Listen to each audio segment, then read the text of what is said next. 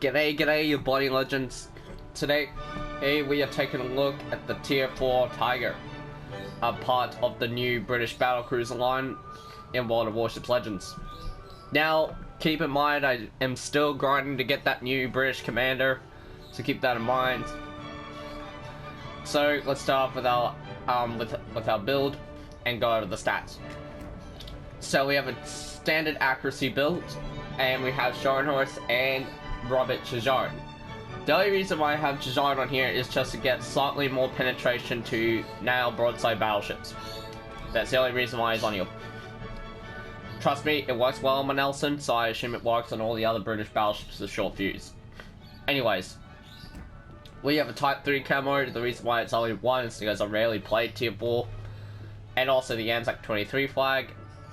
And also this thing has the saving grace, torpedoes. But be aware, these are slow. Just like the Americans, they are slow. But you only have 6 kilometers of German torp range, so keep that in mind. And then you get a nice 2 consumable engine boost along with the ship. Okay, 49,600 hit points, which is pretty standard for the teal, with a 13% torpedo damage reduction, which is basically non-existent when you're playing against Tier 5 destroyers. Artillery, you get 343mm 45 caliber Mark IIs. You get them in a 2x4 configuration. So basically, it looks like Pyrovalinki / Congo on steroids. It fires at reasonable, respectable 16.1, but you'll still get outranged by many battleships.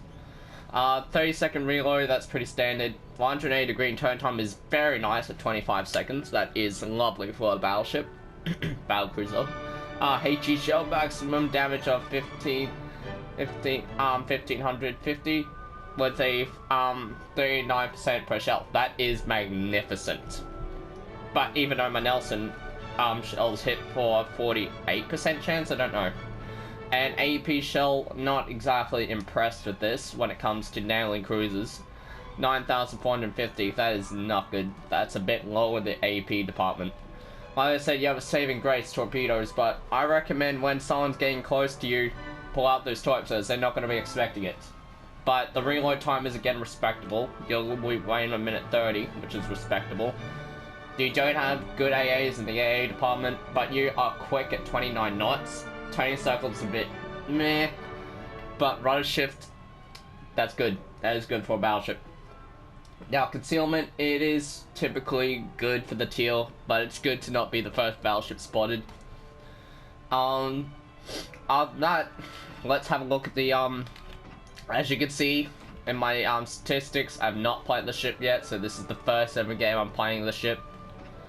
Alright. Armor-wise, you actually have a very good armor belt, believe it or not. If you angle this thing just like the bar in Tier 5, you will be one giant pain in the ass to take out. Okay, typically saying you have a 16mm bow, which will get overmatch anything by 14-inch guns and above, can go straight through the bow, and that is a lot of battleships. So your own guns, or higher, can go straight through the bow of this thing and typically send you back to port in a heartbeat. As I've seen videos already where British battlecruisers get sent back to port in a heartbeat. So, engage the monkey brain and angle, ladies and gentlemen. Okay, fall ahead, we already talked about that. And compromising, yes. Like I said, this is typical. I already knew for a fact that this is going to have short fuse, because all British tech tree ships have short fuse. Only a few premiums have standard fuse, like Collingwood and a few others. Anyways, let's take out the Tiger for its first match. Okay, so we're on Shatter, and we are against some Tier 5s. Now, we better keep our distance from this West Virginia, otherwise he will definitely put a hurting on us. But obviously, you know me, I always like starting off with AEP.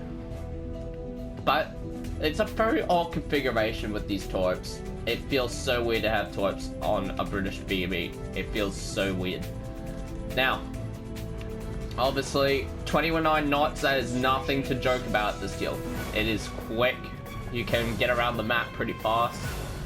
But the guns, I've never actually tried the guns, so I could not tell you how accurate they'll be and how trolly they can be. But Royal Navy dispersion is on par with the Americans.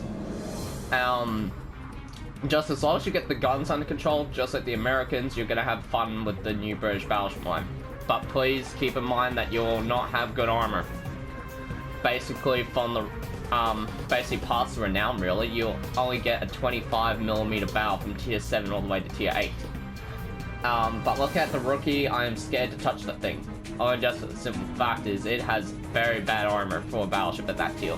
16mm bow, you will get smacked regardless. But remember, 16mm bow against 14-inch guns. 14-inch guns can punch through the bow of this thing. And some ships at that tier, like the KGB, the Duke of York, and even the Florida even can punch the bow. And it can send you back to port in a heartbeat. You see where I'm going here, ladies and gentlemen? But yeah, what do you guys think of the Tiger? Like, I think it's actually pretty good looking, if I'm being honest. Because, let me be honest, having a fast battleship that goes above 30 knots at tier 4 is kind of brutal. But that means you can get around the map, you can keep up with some cruisers. Like, I'm going above 20, I'm going above, I almost hit 30 knots just then. But I have not tried the AP, and I'm trying to get in range to hit this Omaha. But as we all know how Omahas like to behave. If they go broadside, it's GG. And I'm spotted, so that means we have a destroyer between me and most likely this New Mexico. So like I said, I have to keep my distance between me and the West Virginia, because we all know what 16-inch guns can do. Yes, I know 16-inch guns can still overmatch me. I have no idea what this New Mexico is doing, running into me like that. I'm gonna take a shot over the mountain. That looks good dispersion, I guess. And that Futaka just led the hard way to not sit broadside to a British BB with short fuse AP. And here comes the torps, but if I had to say, the engine boost, it gets you out of tough situations. Like I said, if you sail around the map at 30 knots, you can basically keep up with some cruisers. Not necessarily Pensacola, Omaha, and all that, all the American BBs, but you get what I mean, viewers. But now I get to showcase the armor. If one of these battleships take a shot at me, and here comes some AP shells in the Omaha. That's the armor for you. But also this, like I said, that's the rudder shift coming in clutch right there. You build into the rudder shift, you're gonna be one body tough nut to crack. Like, and obviously we have a Leander over here, try to smack him. I think I might have enough pen to basically send it back to port at this range. And yeah, but as like I said, it's definitely got short fuse AP. There's no buts and maybes. Because I would have overpenned that Futaka. Okay, if I would have overpenned the Futaka if I was in like Warspite or West Virginia, because all of those two ships have standard fuse. But I definitely know I can slap them around in my New Mexico, because the low caliber standard AP shells are not overpen cruisers as much. That's what I kind of like at the AP, is like, you don't overpen cruisers as much, but we don't talk about Pensacola. But yeah, we're still looking out for this Leander. I'm still spotted. The destroyer, I think, probably yeah, and there's the Omaha. So I'm not exactly surprised that an Omaha is going to shoot me down. So obviously, like I said, ladies and gentlemen, keep a distance between me and the battleships. As long as this West Virginia doesn't look at me, I am okay. Unless I'm doing a very risky move and turning in. And we just need to wait for this guy to go flat broadside. For that accuracy. This poor Omaha is not having the day of his life.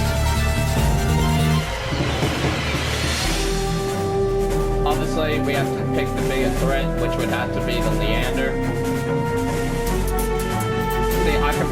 is Omaha all day. All day, every day.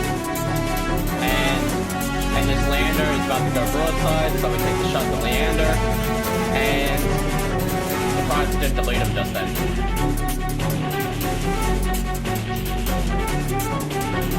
Sorry guys, I just forgot about my controls for a second.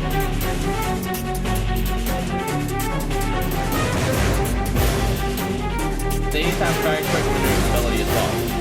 Even though I just went down, that was a very good example of how the Tiger performs. It is fantastic. It definitely has short fuse AP for those that were wondering the entire time if the new British battleship line has short fuse. It does indeed have short fuse, as I did not always have that on Omaha or the Leander. Which I'm surprised I actually did Citadel Leander at that range. I am surprised. If it was short fuse AP. But overall, ladies and gentlemen, if I suggest to you to go up the new British battleship line, would be my guess, because they seem very strong. Short fuse AP with torques, you basically are playing with death. So that's all I got for you, ladies and gentlemen. Take care. Stay tuned, you bloody legends.